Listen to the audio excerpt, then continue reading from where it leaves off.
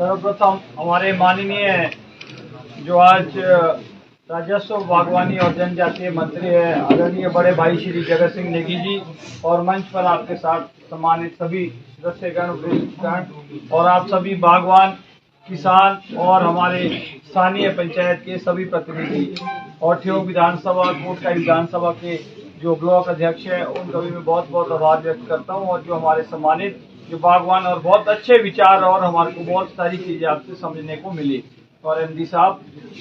अब आपने सब कुछ बता दिया, बहुत कुछ बता दिया। मैं दो शब्द कहकर अपनी बात समाप्त करना चाहता हूं क्योंकि अभी 3 जगह मंत्री जी ने जाना है और आपसे सुन लिया। मैं सिर्फ इतना कहना चाहता हूं कि हम बहुत आभारी है मंत्री जी आपके कि आपने इतनी अभी सीजन को बहुत समय है और आपने इससे पहले ही लोगों के बीच में जाने का मन बनाया। और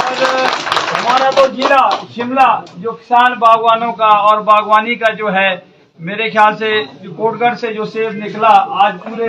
देश और प्रदेश में अपनी छाप बना रहा है। स्वर्गीय सत्यानंद स्टोक्स जी के कर्म भूमि से जो निकला था और आज हमारा चाहे उछपाल का क्षेत्र है, चाहे कोटखाई का है, चाहे रोडू का है, चाहे ठियोग का है, चाहे नारकंडा है, चाहे अब कुल्लू है, तो बहुत अच्छी बात है। और उससे अच्छी बात क्या है कि हमारे बीच में आज जो बागवानी मंत्री है जिनको मैं कॉलेज समय से जानता हूं, जब इन्हें पहला चुनाव लड़ा है ना, एनएसयूआई का अध्यक्ष था मैं और रामपुर कॉलेज के अंदर में था। एक तो मैं बहुत समय से इनके सामने भी बोला है बहुत बारी कि एक तो हमारे पास ईमानदार आदमी है, ये जगत सिंह नेगी जी की ईमानदारी को कोई आदमी खरीद नहीं सकता है। जितने भी किन्नौर के अंदर में प्रोजेक्ट्स आए, बहुतों ने ट्राई किया, बहुतों ने कोशिश की इस आदमी को कैसे पीछे किया जाए, है ना, लेकिन इन्हें अपनी ईमानदारी, हार्ड वर्किंग से जो है अपने किन्नौर क्षेत्र को जो स्वर्गीय राजा वीरभद्र सिंह जी के साथ भी मिलकर इन्होंने जो है एक नई ऊंचाइयों पे अपने क्षेत्र को, अपने विधानसभा क्षेत्र को भी ले गया। उसका प्रमाण ये है कि आज किन्नौर जहां पहले था और वो आज कहां पे खड़ा है। और मुझे खुशी है कि वर्तमान समय में जो हमारे प्रदेश के मुख्यमंत्री हैं श्री सुखविंदर सिंह सुक्खू जी, उन्होंने इनको एक अहम जिम्मेवारी दी है। और बड़ी खुशी की बात है कि अब इन्होंने आकर जो है हमारे किसान बागवानों की सुध लेने का जो है पहला बीड़ा उठाया और प्राड़ा मंडी से शुरुआत की है। मैं इसके लिए भी आपका बहुत बहुत आभार व्यक्त करना चाहता हूं। और माननीय मंत्री महोदय, हमारा ये जो बिचौलिए के माध्यम से भी हमारा जो किसान बागवान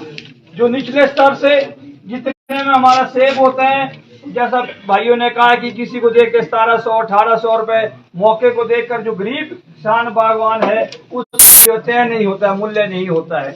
उसके सेब को उचित मूल्य नहीं मिलता है। तो हम ये उम्मीद है, हमारे को पूरा विश्वास है आपकी जो कार्य प्रणाली है जो हमने व्यक्तिगत रूप से भी देखी है, उसमें हमको पूर्ण विश्वास है कि आपका जो कार्य होगा वो कथनी और करनी में फर्क नहीं होगा। ये आपको मैं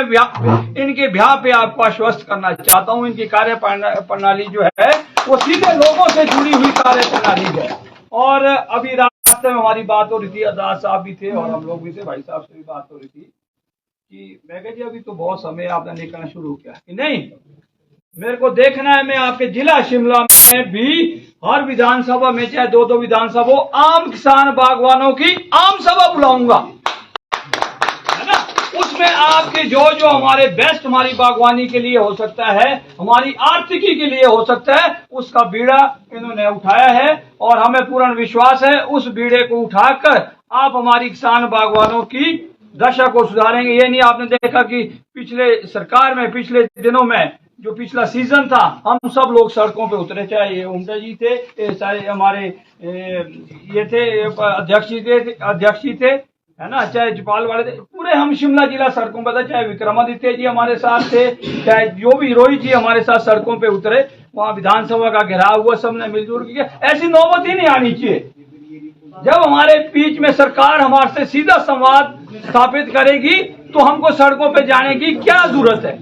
अब बगैर पूछे आप जीएसटी लागू कर रहे हैं किसानों पे, बगैर पूछे जो है आप अपनी जो तानाशाही सब्सिडियां बंद कर रहे हैं। तो माननीय मंत्री जी जगत सिंह नेगी जी, आप किसान पुत्र है, किसान बागवानों की आवाज, हम आपको एक बड़े भाई के रूप में देखते हैं, किसान पुत्र के रूप में देखते हैं और हमें उम्मीद ही नहीं विश्वास है कि हमारी आर्थिकी को आप नए सिरे से सुधार करके जो है बागवानी मंत्री के रूप में एक नई दिशा और दशा।